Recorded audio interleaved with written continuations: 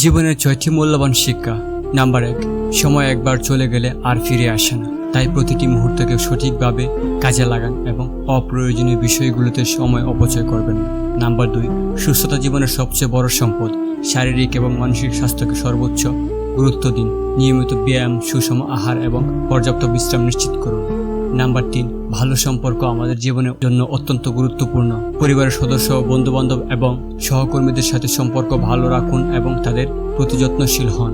Number 4, নিজের দক্ষতা, জ্ঞান এবং মানসিকতা উন্নয়নের জন্য ক্রমাগত চেষ্টা করুন। নতুন কিছু শিখুন, নিজের সীমাবদ্ধতা অতিক্রম করুন এবং নিজের উপর বিশ্বাস রাখুন।